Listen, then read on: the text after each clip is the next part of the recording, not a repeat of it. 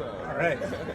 Hello, everyone. Thank you so much for being here this evening. It means a lot that everyone took the time out of their evening to engage with this topic, international travel through an artist's eyes. My name is Evan Verplu, and I serve as the Executive Director of the International Relations Council. If anybody can't hear anybody at any point, just kind of raise your hand. We'll get it taken care of. There'll be trains and wind and everything, but we'll make it through. For those of you who don't know, I know many of you do, but the International Relations Council is a local nonprofit here in Kansas City. We've been in existence since 1955, really with the main mission of encouraging civil discourse, educated conversations, and really informing people how to engage with the international world here, both locally around our community, and represent international people and communities in a positive way. So this is an example of a program that we do. This is part of our World of Art series. It's a six-part series. This is our second program in the series, and we have an incredible panel here this evening, and we're very excited to be at Vine Street Brewing here. And if I wouldn't mind, before we get started, Vine Street generously donated this space. And Kemet, would you mind just kind of giving just a couple minutes just about Vine Street, how it started and such? Yeah, sure. Hi, my name is Kemet Coleman. I'm one of the founders here at Vine Street Brewing Company. I'm an artist as well, music producer. I have a lot of titles. So, Vine Street Brewing Company, we opened in 2023 in June, so a little under 2 years. And the idea started around 2020, actually, when it was during the pandemic time, and I was a marketing director for a nonprofit, and 2020 was such a great reflection year, so I wanted to really think about my career trajectory and what I could do to leave a legacy and have an impact here in Kansas City. And so, breweries have also fascinated me as a place that brings people together, and a place that people will tend to leave with a smile. So I think that would be great community catalyst. And so when I worked, go back in time just a little bit, in 2013, I worked at Boulevard Brewing Company as a tour guide. And that was my introduction to the craft beer world. And I had to learn everything about beer and everything about Boulevard beer as a tour guide. So I learned so much about that. And one of my favorite parts about beer was its roots as an African invention. And I don't think most people knew that. So I really thought it would really connect with the culture. And my name is also Kemet, which was the original name of Egypt. Arguably where beer was invented. So there was kind of this kind of ancestral connection that I felt with doing that, and to do that here in the Jazz District was I thought would be a pretty impactful thing. So yeah, that's kind of the skinny of it. Awesome, thank you, Kemet. I appreciate that. Of course. I encourage everyone to become regulars here. It's an awesome spot, and a lot of great music is held here down in the groove room. A lot of great jazz and such. So come on out with regularity. So again, tonight's program is about international travel through an artist's eyes. So art has the power to transcend borders, and for many artists, performance has been a means to explore the world. So tonight's panel discussion will highlight the experiences of 3 performing artists who have taken their craft abroad, engaging with international audiences and immersing themselves in different cultural landscapes. Panelists will share insights on how travel has shaped their artistry and the challenges and rewards of performing on a global stage. So I'm going to go ahead and introduce our panelists, and I'll start with Melissa. So there at the end, Melissa Ferris Seville is first-generation Haitian-Cuban queer femme poet, organizer, and educator living here in Kansas City. Melissa's first chapbook, Birthing Pains, was published in 2020 with a reprint in 2024 by Turnsoul Editions. Their second chapbook, Stenopad, was published in December of 2024. Melissa received their MFA from Randolph College, is a Charlotte Street studio resident, Chrysalis Institute alumni, and the first poet laureate of Kansas City, Missouri. Melissa is also the founder of the Abolitionist Arts and Organizing event series, A Nation in Exile. Melissa, thank you so much for being here. And then Heather Lowenstein is the founding artistic and executive director of Stone Lion Puppet Theater. She started the theater 30 years ago when she discovered puppetry melded performance and design into one big lump of fun that communicate complex ideas and messages in a way that traditional theater could not. She has a passion for environmental education and the need to teach the next generations about protecting our world's water system, which is translated into all of her company's work. She has produced, directed, designed, performed, and or written over 90 full-scale productions for the Stone Lion Puppet Theater. Heather, thank you so much for being here. And then we got a little bit about Kemet, but Kemet Coleman is a lifelong musician, urbanist, and the founder of Vine Street Brewing, Missouri's first Black-owned brewery. His work focuses on helping to create urban spaces that benefit communities of color, and he's received several awards for his creative efforts.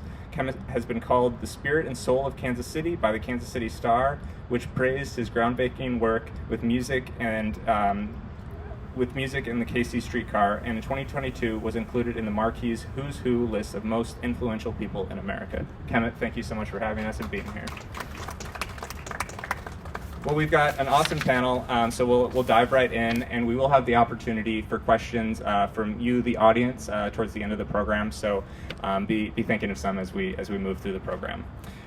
So I'd like to start off, Melissa. Perhaps we could start with you, just kind of giving just a brief summary, your history of travel, specific to international, and some of the experiences that you've had. Yeah, for sure. I think, I first traveled when I studied abroad in Italy years ago, 2011, and I would perform on stages. I've been performing since I was 14, so I would perform on stages, and I always got this really interesting response from audiences, specifically audiences who didn't speak primarily English, and I'm doing poetry in English, and they would always tell me, I don't understand what you said, but I felt what you meant, and that really showed me that the reach of art, but also the reach of the heart, right, through performance, and how it transcends the barriers of language. And then most recently, I went to Senegal with John Rowe, an artist here in Kansas City, along with Calvin Arsenia, a musician, and we went for a biennial festival that Senegal puts on called Dakar. We performed in a really cute and amazing all-girls high school, where I learned that teenage girls are teenage girls everywhere you go, and they love TikTok and their phones and all of these things. But I also learned, once again, that same thing that I learned years ago in Italy, which is it actually doesn't, as a poet, I put a lot of meaning into the words that I use, right? It's very significant, but at the end of the day, for someone who can't understand the exact semantics of the word you're using, but they can feel what you mean if you do it with your chest, right? So I thought that was interesting, and I'm sure we'll go into conversation about so much more of what I experienced, but yeah, I'll stop there. Heather, I'll ask the same question of you. So I started studying abroad in college. I have a certificate in theater from the Trinity College in Ireland, studying specifically Irish theater because I wanted to expand into that realm. But I fell into puppetry after I graduated, and I mean literally fell into it. It was not a plan. I was in a show, and it had a puppet in it, and its head fell off. Nonsense, if anybody knows that one, it's habit forming. And I had to fix it, and then out of that, I started experimenting with puppetry.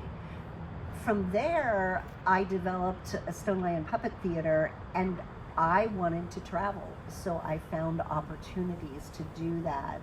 The first really big overseas trip I took with the puppets was for Medical Missions Foundation, if anybody knows that nonprofit here in town. It's an amazing organization of doctors who go into developing countries to provide free surgical care.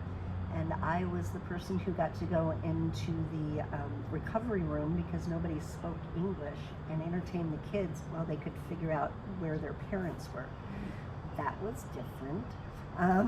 But it was also very meaningful because the puppets really did speak an international language that transcends everything. You know, it brings that emotion across. And in a non-frightening way, where if a human is trying to talk to you and you're in a terrifying situation, that's not going to work as well. Out of that, I've done a lot of traveling. Previously to this spring, through the U.S. State Department, we are U.S. State Department Arts Envoy. My traveling partner here, Dr. Sherry Wilson, hey, who is an environmental teaching environmentalist.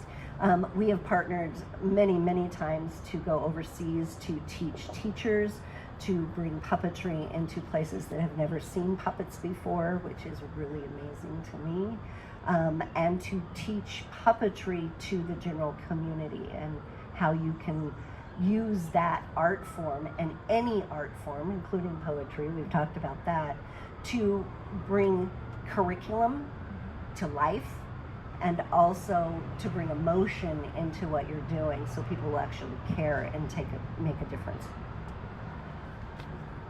Thank you, Heather. And Kemet? Yeah, I would say my international arts travel experience is kind of beginning. This past November, I went to Belfast, Northern Ireland, for about 10 days, and that was just a completely amazing trip. Because I went there specifically for music, which is, for those who don't know me, has been my foundation career-wise as a musician. Solo musician, but also have a couple bands. One's Brass and Bougie, which is a 20-piece big band. The other one is The Fantastics, which is a 9-piece kind of funk, dance, rap, hip-hop, rock, R&B, whatever band.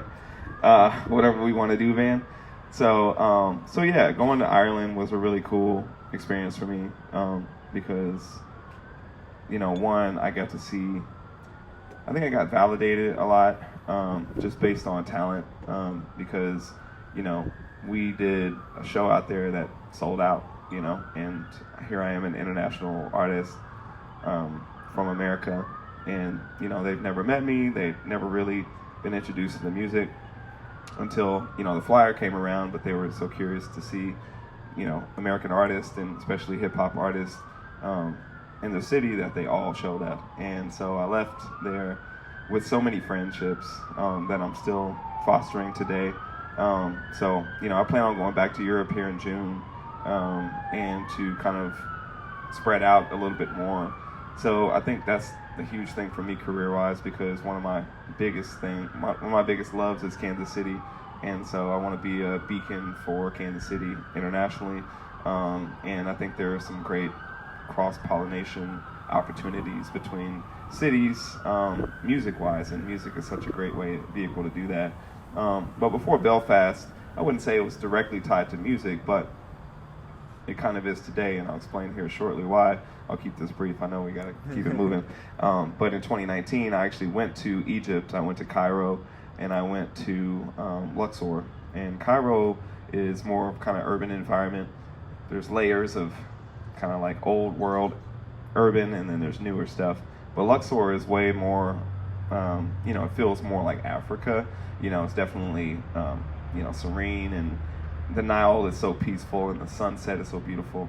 So spent a couple days in Cairo, then went down to Luxor, and my name means Egypt. It was the original name of Egypt, so it was a really great experience to talk to the locals there and make new friends there. And I got so many great pictures and inspiration. And so how I'm tying this back to art is today I'm working on an album called King Kemet, and it's themed around my trip to Egypt. I'm using some of the photos that I've taken in the album artwork, some of the audio that I grabbed from just people talking, just the streets, the city, and incorporating all that into an album. And then my album release party will be inspired by kind of the things that I saw in Egypt. So yeah, I think that's a a great thing, great inspiration international-wise for me. Awesome, that's fantastic. And I guess kind of picking up where you left off, and whoever wants to jump in, just how travel has influenced your artistic voice, your creative process. I think anytime we step out of our immediate zones, our consciousness is shifted. I'm curious about these experiences that you all have shared, how you feel like it has impacted your work on a day-to-day basis. I'll jump in.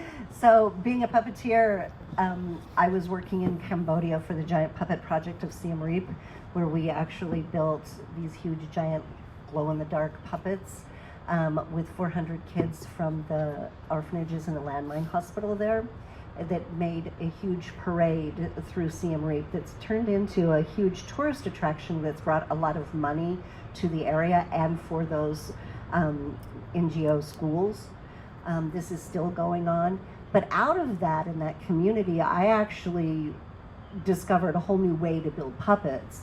And some people around here may know that we now do giant illuminated puppets and puppet parades. We do this quite a bit, including the El Dia de los Muertos parade with Matty Rhodes in the West Side.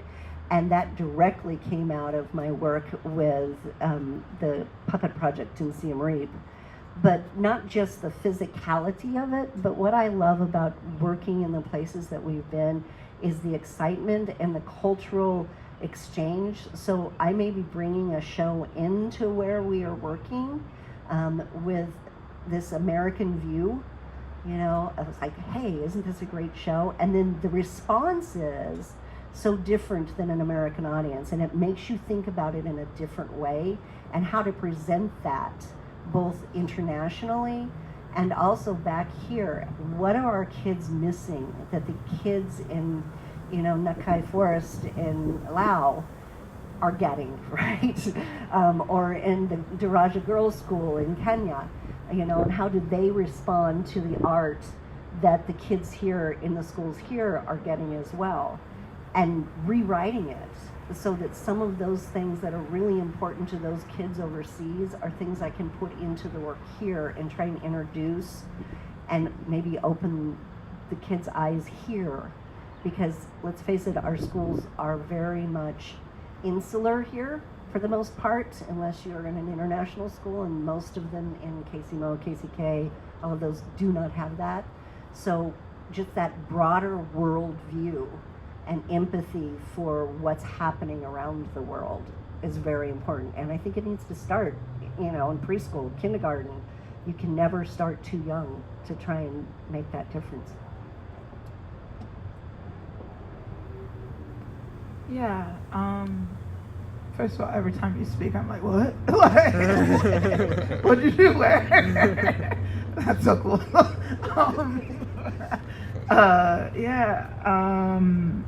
I'm thinking about, I started doing poetry because I really wanted to provide a sense of solidarity to people who felt like they were alone.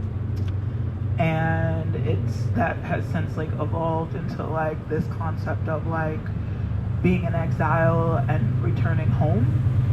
And this is what I do with my organization, but also just as a writer, as a performer, pretty much everything I do. And I think for me, one of the things that, hey Train, okay. One of the things that I think I took away from Senegal specifically was people were so at home, right? Walking in the streets. We had a tour guide for one of the days who became our friend and invited us to his house and cooked for us, and we jammed with him, and then we went to open mics and things like this, and everywhere he went, he was familial with everyone who he talked to, the taxi driver who he was haggling, or the people in the street, and they could have been friends for 30 years or just that moment, but it was still a sense of familiarity. And in experiencing that, I take that back with me in a way that helps me to I'm a very like vibey person, right? Like I'm all on like that energy stuff, spirit thing. And so like creating and curating spaces and events and even in my writing and transmitting in my writing and performances, this feeling that I received when I was in Senegal of being home, of knowing the people around you, of knowing the land you walk on. I feel right now that that's like the most like prevalent thing for me. Yeah. Yeah, go ahead. Sure. All right, cool. I wrote some notes just in case I forgot, because there was a lot of good stuff happening over here. But to answer your question, I would say, I was really fascinated with Northern, especially, I haven't been to Ireland proper, but Northern Ireland specifically, their utilization of music was very fascinating to me, because as soon as, I was walking the streets of Ireland, I saw musicians with instruments on their backs walking downtown, hopping from, bar to bar, and they were fully welcomed in these bars to just start playing music. So I've never heard of that here in the United States, but, that's something I want to foster here at Vine Street Brewing Company. Like if you're a musician and you want to play music, just start playing. And I want to, kind of create that expectation from the customer as well. People that come through to where this can be a musical experience. Unlike typically going to a show, which is more of a structured kind of intentional experience. I want to create these raw collision courses with music, and I think that Ireland did that really well. Also, I really liked how they were able to, the musicians were such a tight-knit community, and they welcomed me and my partners that went over there with open arms, and they allowed us to be ourselves, and were truly fascinated by it and were supportive of it. So I've created so many great relationships, being in the same room with them and experiencing things with them. They invited us to studios. There was so much that we did when we were over there. It was nuts. We went to like 3 recording sessions. We spoke on the BBC. We went to 2 music conferences and performed at one of them. We went to a hip-hop music conference. So I got to see a ton of Northern Irish rappers, which was awesome, let's say the least. And I actually did a song with one of them. So there were so many like kind of organic collision courses that happened that I thought were pretty inspiring. And so coming back to the United States after that, that really inspired me to write this kind of plea to the city of Kansas City, to say like there is a different experience that we can have with music, because everybody loves music. Like I don't know one person that doesn't like music personally. So it's such a universal thing that we can connect us all. And so there is so much opportunity here in Kansas City. And so that trip to Ireland really inspired me to write what I wrote. And if you haven't read it yet, go on Vine Street Brewing Company's website. It's called Musician's Plea, and highlight several action items that I would like the city of Kansas City to take. So, yeah. So, thanks, Kemet. I look out into the audience. I know many of you, and many of you have traveled very extensively. And for anybody who has, I think we know that travel is not always easy. And I'd be curious if y'all could speak maybe a little bit about just some challenges that you faced, maybe some things that were just lost in translation, or just things that took you by surprise. I'd love to hear that. I feel like we should hand this microphone to Sherry, because she was laughing so hard right there. Because we've had a few challenges. I mean, it's great. I really wish I was a musician, and I really wish that I was something like a juggler, but no, I decided to do puppetry, which means that you take a stage and a set and puppets. Woo. It's kite playing. So it's always a challenge to get the physical set and show overseas, especially with the new, I shouldn't say new, but there are a lot of baggage restrictions, a lot of restrictions on weight. And of course, after 9/11, yes, I'm really old. We were traveling before then, and things were a lot easier to travel overseas with. So one of the biggest ones, again, is the physical challenge of how do you get a puppet show in 2 bags. So many times we take our 2 suitcases, which, yes, will be an extra fee, that is only the puppets and possibly some books for the teachers. And Sherry and I live out of a backpack for 6 or 7 or 8 weeks. Okay. So you learn to wash everything in the sink and take only what you really, really need. But it's doable and it's worth the effort. You know, and there's always the risk of somebody going through customs and going, what is this? You know, and picking something up the wrong way and it shattering into a million pieces. So yeah, that happened in Dubai. I mean, yeah, so for music, it's a little different, especially if, you know, you have access to musicians that you can trust wherever you're going.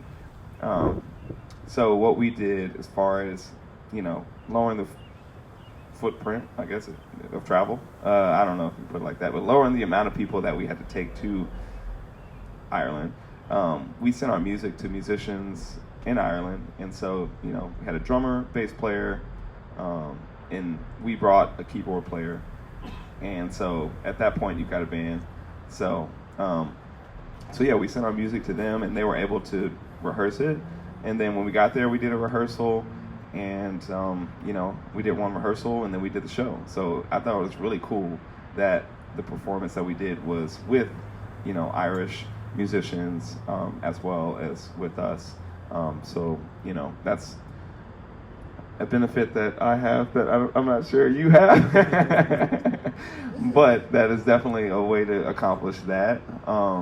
You know, and then as far as like traveling over there, you know, with or without support, with this last trip, we were able to go through UNESCO, which is ran through the United Nations, and through Creative Cities Kansas City, who you know, have been putting in the groundwork for Kansas City to be a city of music, an international United Nations city of music, and the only one in America. So, you know, there were some international relations that were being fostered prior to me even thinking about going to Ireland, and that's how I got there. So that was very helpful because, you know, things were paid for. You know, there was some, I definitely spent a lot of money. Let's put it like that. Don't get me wrong. I spent a lot of money. But you know, having hotels paid for was great. You know, just having to pay for food and transportation, and, you know, activities, was all that I had to do. So, you know, I think moving forward, I would love to continue traveling with someone else's money. Right? That's the name of the game. So I'm working on a grant right now to give back. But, you know, sometimes you just got to invest in yourself. It's the best investment. Yeah, I would say the first thing is like tourist upcharging is a challenge, but I actually quite support this challenge. I think many countries should charge any American coming over extra for being there. I actually quite support it. And then I think the other thing is like kind of like, you know, the internal challenge of like meeting a culture that is a little bit more. So in Senegal, they're Muslim, and there was a lot of men who came up to me unprompted to tell me like, you know, women really lead. I know what they say over there about us, but women really, like, you know, make the decisions in our household and all of these things. And I think this can, and also like the prompting of being someone's second or third wife, but the invitation, but like I think multiple invitations, but the reason I wanted to mention this is because I think one of the things is when you're in someone else's country and experiencing someone else's culture and engaging with it, it's like, I think very important. It was very important for me to put aside anything any preconceived notions I had about what was right, or what I believe is the right, what I believe is the right way, to hear how they live their lives every day, because I'm not supposed to go over there and I'm gonna say the C word, colonize, and so I'm gonna but fighting that in myself so I can meet people as they are was a challenge, but also a very rewarding one. Yeah. I want to piggyback on that just real quick, because when I went to Cairo, especially, it was very, the way that women fit into society was so different that I had challenges not speaking out and saying things like, no, this is not right, you can't say this, or so here in America, my mom raised me well. And I definitely have utmost respect for women, and so, it was definitely a challenge to hold that in. But to your point, you really are a foreign object, literally, in another place, and so, really take that as a learning experience, and kind of letting go of this kind of my way or the highway type of notion. Really was a new experience that kind of taught me a lot about being humble, and taught me a lot about how big the world is. So, yeah. I'll piggyback on that as well, because coming through another lens, I did quite a few trips into Dubai, which has a very different attitude than what Senegal has, or Kenya, which also has a lot of Muslim. Because it was exactly opposite that, where you were not supposed to speak, you're not supposed to look at anybody in the eyes, you're not supposed to shake hands. There were a lot of rules. And you got a pass when you were a white American woman, because everything in Dubai, they want to be American. So there's Guinness Book of World Record plaques everywhere, because they figure that that's the best thing. The biggest gold bra, the biggest, aquarium glass, all of this stuff it's all about, trying to live up to that Western world. They are the gateway, they're the shopping centers of the Middle East. But when you go away from Dubai into Sharjah or something like that, where it's very much more regulated, people were stopping me on the street and going, you looked at me, things like that. Or you went into one of the malls and you get a card that is a warning card if they felt that your skirt was not long enough. Those kinds of things. So you have to be aware of those cultural norms if you're going in as an artist to actually try and make a difference, or to give a different viewpoint in this point. I felt really amazingly wonderful that they kept asking us back, and I got to sing a song about it's okay to be different. It's okay to stand out, to not be a copy of all that you see. And I was doing that on a stage where everyone was in full burqa except for me. And that was pretty humbling and powerful and scary. Wonderful. Thank you, everyone. I'll try to ask this diplomatically in saying that we face some difficulties in our country right now, and I'd be curious your take about your travel, your experiences, how they have inspired or maybe thought about the way you think about your own local community, the way that we take action here in Kansas City, here in Missouri, Kansas, here in the United States.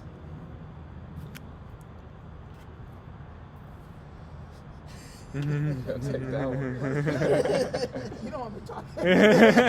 Yeah, I do. All right.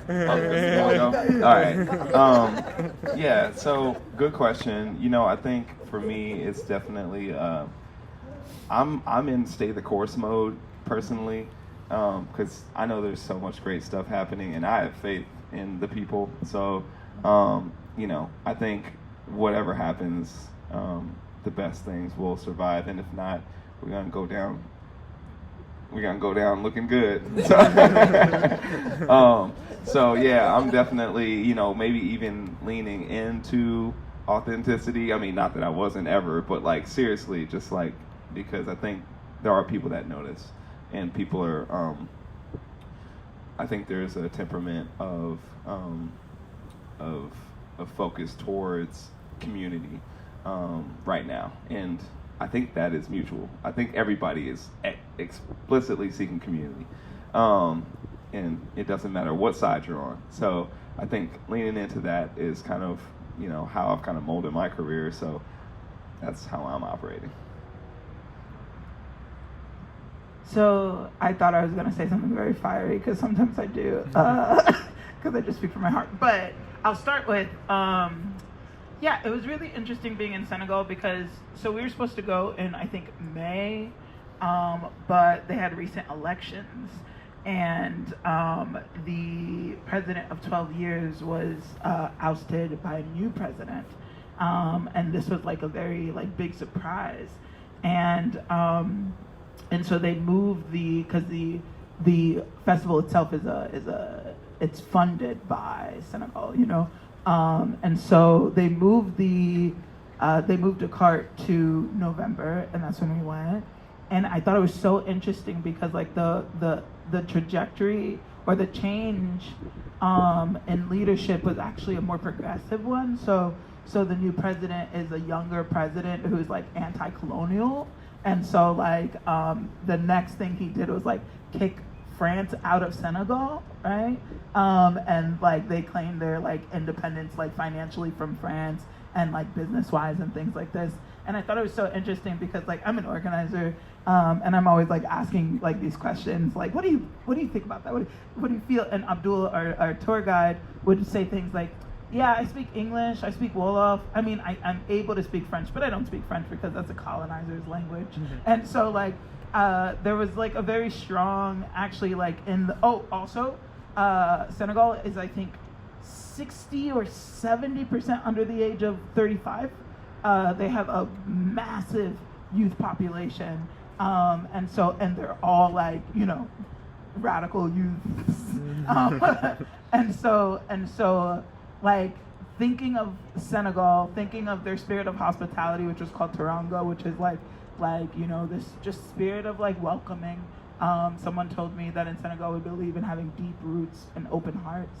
And bringing that back here along with some of the things that I think and believe. I definitely think, to Kemet's point, one of the main things for me is community, is organizing in your community, in your locality, because you can only act from where you are. You can't be in DC, you can go to DC, but you can only be there for so long. This is where you're rooted, this is where you're planted. And so tending to the garden of Kansas City, and tending to your neighbors, and tending to yourself, because I think it's so quick and easy to point at whoever's sitting in the White House or anywhere else and say look what they're doing, but it's a lot harder to say, what am I doing, right?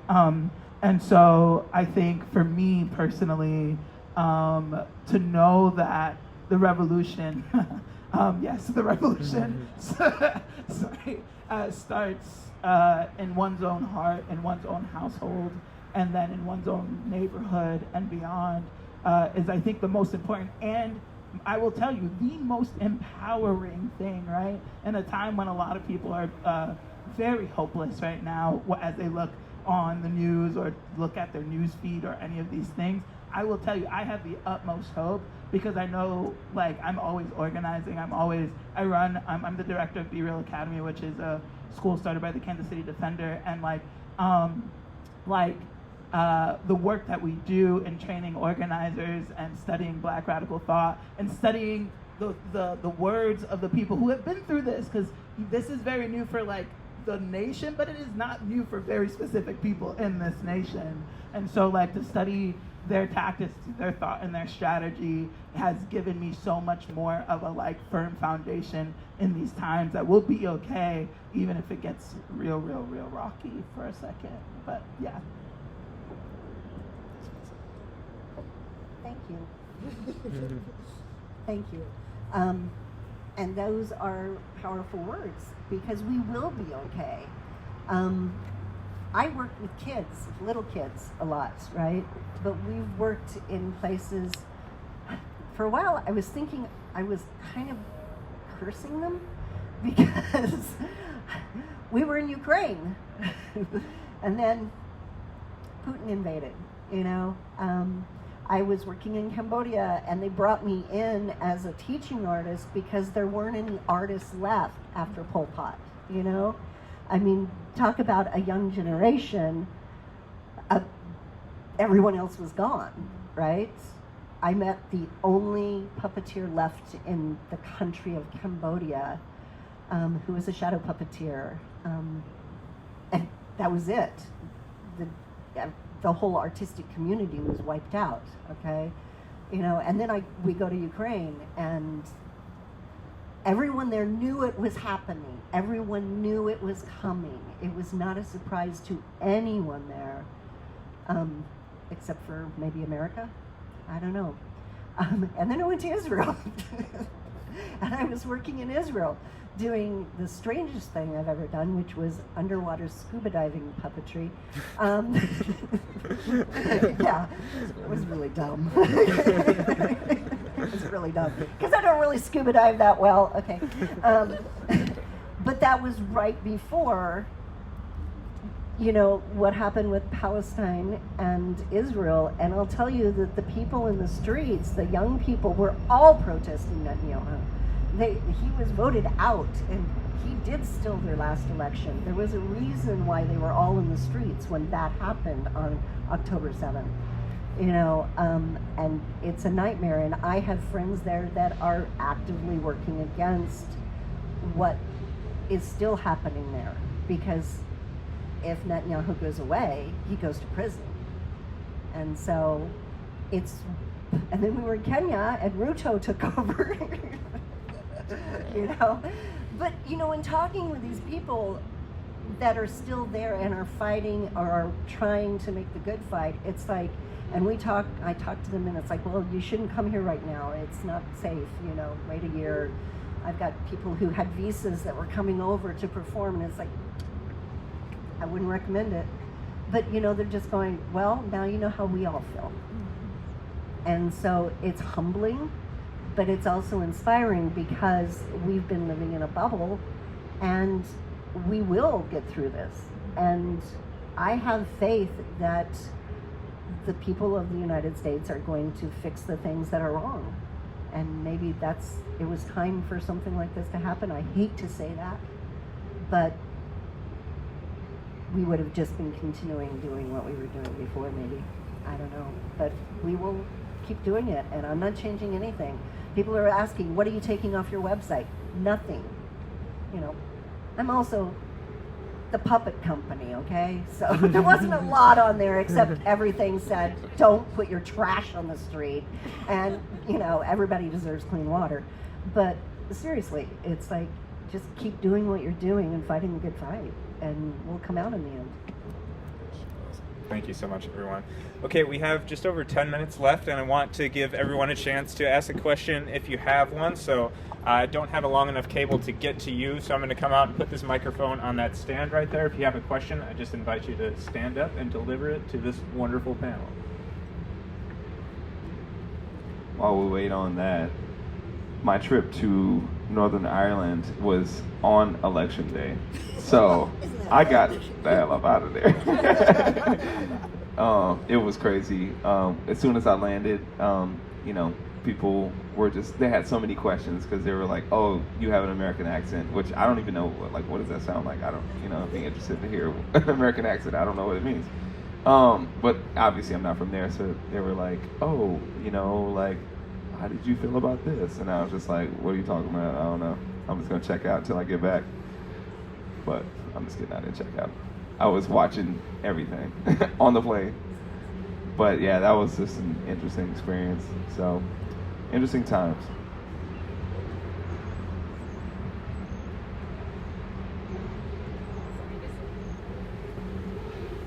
This is not a real well thought out question here, so I'm sorry if it's circular, but Stan Douglas, who has the Metronome at Kemper right now was giving a talk about his photography work, his posing the rap battles between Arabic and New York or London, showing how sort of a parallel between Middle Eastern Spring. I'm blanking on the word. Arab Spring. Thank you. There. Yeah. Thank you. The Arab Spring and what he feels is coming here, and how spoken word poetry, rap, and art serves as the great equalizer. How do you guys feel, or do you feel like art, spoken word, is a tool that is going to help? How is that going to help us stay in that? Maybe just stay above water, change the world, change how we go forward with what's coming politically, I guess. I'll just go real quick. I mean, I think in general, storytelling is the way, period. So, rap is storytelling through rhyme and rhythm. Poetry is the same, just a little bit more free than rap. I think storytelling is just a huge component. And I think people are hungry for it. I think it'll never die. And it doesn't matter, where information might be deleted or changed, as long as we have our oral histories, as long as we can stay alive and have our oral stories, I think we'll be continuing to progress, past any situation or enhance any situation. It's just a great experience, and that's what we're doing here tonight. We're storytelling, right? And that brought people that never would be in the same room together. So, yeah, that's how I feel about it. Something I will harp on till the end of time is the role of the artist in culture. I think we have learned to divorce art from our daily lives as a thing that is actually not a nice to have, it's a have to have, because it is a form of communication that goes beyond what we see and know to be real and tangible. I had so much to say. I was like, I'm ready. So when I was 12, I decided to become a poet when I was 12 because I was going through a really hard time, and I read Maya Angelou's Still I Rise, and literally something in me rose, right? And that's the power of the spoken word or written word or word, right? Storytelling. We do this for one another, not just in art, but in every day when you're having a hard day and you go to your partner or you go to your friend and you talk it out with them and they tell you something, and it's a certain kind of magic, right? It's a certain kind of thing that reaches in you, and what you once couldn't see, you suddenly can see, and now you feel something in your heart, you feel something in your foundation, right? Art does that. And I must tell you, the people who want us to be separate planned that through art, right? Through propaganda, through media, right? Most of what we think about how the world works, we were taught through art, right? Which means if we are going to learn how we work, we must learn through art, through communication, through people who are spreading a different kind of message than the individualism, I'll say the capitalism, all of this, right? It must be the thing that brings us back into our own bodies and looking each other in the eye and being able to feel one another, right? And art is a very unique thing that can help us get there. So, yeah, definitely. I'm supposed to follow that. I mean, even before this time, let's just think about what art is. It's the foundation of society. It's the foundation of communication. It's what makes us feel empathy for each other. It makes us understand each other. It makes us understand the world around us, which is why it's such an important tool in education of any sort, and because it makes us care about things. That's what art does. Math is wonderful and it's needed, but you can also teach math with art and kids understand it quicker and faster because you have the left and the right brain working together. There's a great book that I'm trying to slog through called My Brain on Art. Has anybody read this one about the actual synopsis? But it's really hard, isn't it? But it's really interesting. I totally, say get the audiobook. That's what I'm doing in small doses. But, there is a physical reality that scientists have found that your brain does different things when you're listening to music. Your heart beats at a different rate when you are reading poetry or you're watching a play. It's a fundamental physiology, I can't even say it now. Physiological function of human beings that we need art to exist and to be healthy human beings, whether or not we're in a crisis, whether or not we've, are having the best day of our world. It's a deep-seated part of who we are. So the art's not going away. We're just doing the same thing. We just have to make everyone an artist. And everyone is an artist. You just have to recognize that no matter who you are part of the art, and you're creating the art for everyone else.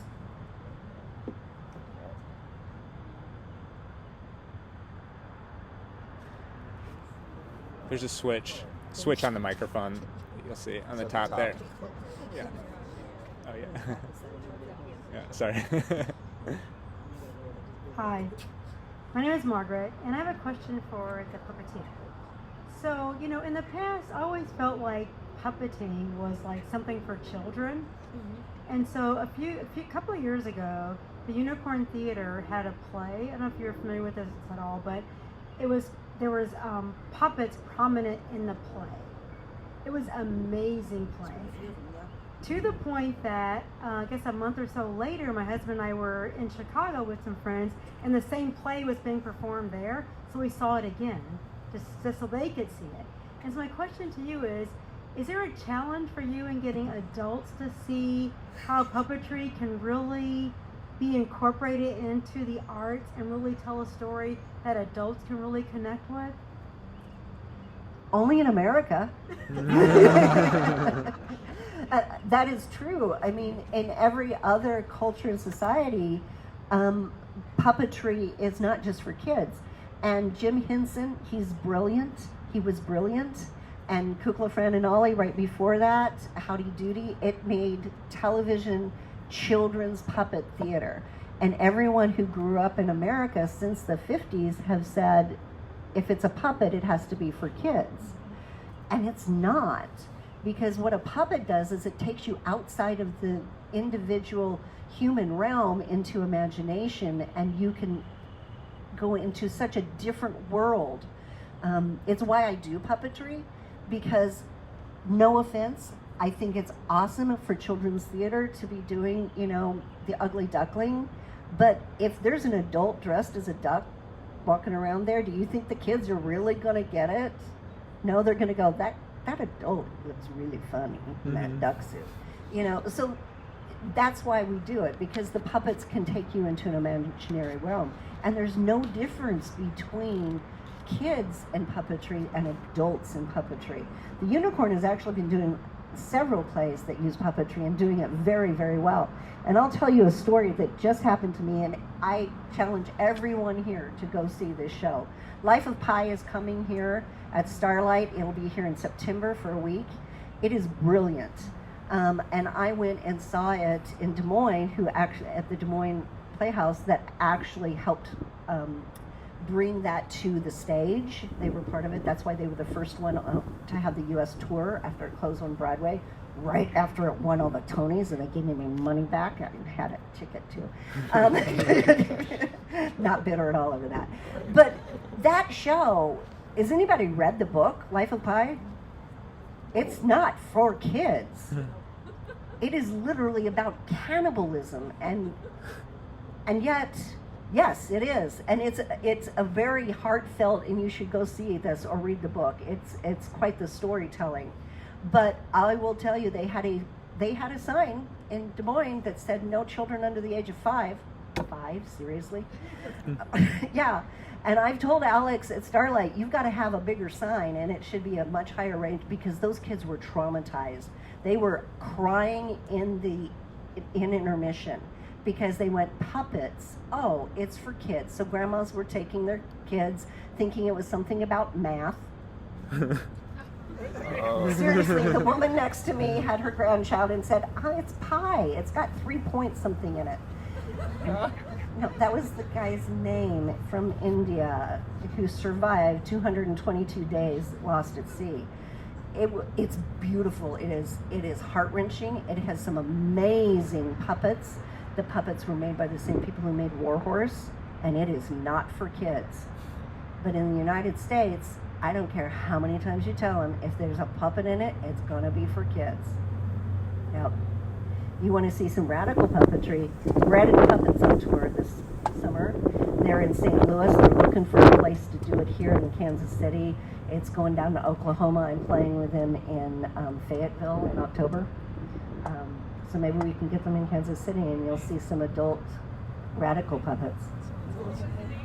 Bread and Puppet, Peter Schumann's Bread and Puppet, the original political puppets out of Vermont. Bread and Puppet, look it up. They were the ones who started all of the puppetry for political activism in the late 50s, early 60s, and all through today.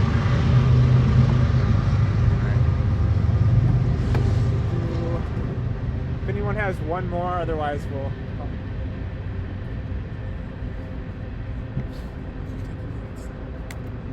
Sorry, I was having a hard time keeping track of my thoughts, so I jotted a few things that kind of stuck with me. I think travel is like a really great way to literally broaden your horizons, expose yourself to all these diverse cultures. But I don't think I've really, myself personally, traveled internationally outside of visiting my birth country and visiting my family that lives there, because everyone in my family lives there aside from my sister and my parents. And it's something that I've kind of really struggled with. I feel like I have this like cognitive dissonance with like the responsibility of travel, especially since a lot of us in the Western world consider it to be, or the global North consider it to be like a time to turn your brain off and to relax. But, you know, like, how can those of us who are not artists or organizers travel or engage with the international world in a way that doesn't perpetuate colonialism or cause harm? I got an idea. I'll jump right into that. There's an incredible group called the Globalteers that I learned about while I was in Cambodia, and this is a place that you can actually volunteer to go work in the communities that you're going to visit. And it's a great way to actually not just visit a city, but to be involved in the nonprofit world in those places, wherever the countries are. I have traveled for fun, and I thought it was so boring after actually getting to work in a country and getting to know the people and having a purpose. You get to see what's really happening. You get to find out the best places to eat. You get to go on safari in the non-safari ways, you know, the non-commercial. You're not just spending money, but you're actually making a difference. So find a nonprofit and volunteer to go help them. Go on a trip with Medical Missions Foundation that is right here in Kansas City. They do such amazing work, and it's not that expensive, and it will be less expensive to go with someone like that because they know where to go. They get discounts to get there, and then you're not traveling alone either, so you're not still stuck in the American bubble. You'll find out what the country's really like. That's my suggestion. I love that, by the way. I guess my 2 cents. So when I went to Cairo, I actually went with a friend of mine who's in his 70s. He used to live in Cairo. He used to work in Cairo in the like 70s and 80s. And so he goes every year to get reinvigorated, essentially, because Cairo has tens of millions of people. And there's something about the energy of the city that he feels keeps him alive. He's had heart attacks, he's had cancers, he's had a lot of things health-wise, and so he goes back every year because he feels like it gives him what he needs there. So, you know, I think there is something to be said about going to a place that you feel that kind of energetic connection to. I think going to several places might help nail down where that is. It could be home for you, for your family rather. It could be, another place. Like for me, like I felt a connection to Egypt just because of my name, and not just because of my name, but because of being a member of the African diaspora. So there's that portion of it, but there's also food, and I love food, and so that's a good reason to connect with another place. Did have an interesting, way of navigating food when it was in Ireland because, an English breakfast I had never had before. And, that was one of the things where my hotel had free breakfast. And I'm like, I'm really excited about this. And then I saw beans on a piece of bread and I couldn't do it personally, but they loved it, and so they were so excited. It's funny because my friend Kadesh, who went over with me, he ate some kind of patty that looked like it had like oats in it, but it was kind of like a I don't know what it was, but it was like a black kind of color. It was haggis, so so he didn't know what he was eating, and they were like, "Oh yeah, made of blood."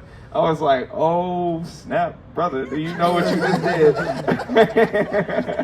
But but that's so cool though, to get to experience something that's normal for people across the world, and so you just connect with it that way. But yeah, food, music, like I think just tapping into those aspects, if you don't have like kind of any cultural connections, is great.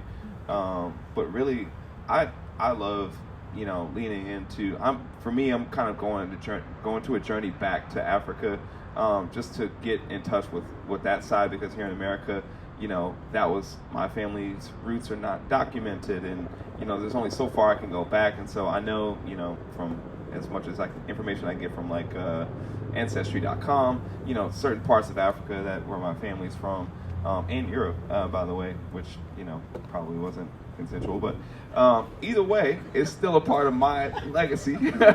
So really kind of going back in time and then getting my kids excited about that, that's a good way to do it. If I could just add, first of all of these are really good responses. Sorry. Yeah, I think there's also something to be said for like who is doing the traveling, like who are you, right? Well, I'm like someone who like treads very lightly. I don't travel without a purpose or without being invited, but that's also for me too, just because that keeps me on track. But I think you can go. Okay. I love cultures, right? Like I love cultures. I will learn any language that my mouth will hold. Like, and I'm always playing in the back of my brain, like, am I appropriating? Am I doing this kind of like gross, kind of weird, grabby thing, right? Or voyeuristic thing, And I think being honest with yourself about those things and engaging in conversation is really important with other people from other cultures and stuff like that.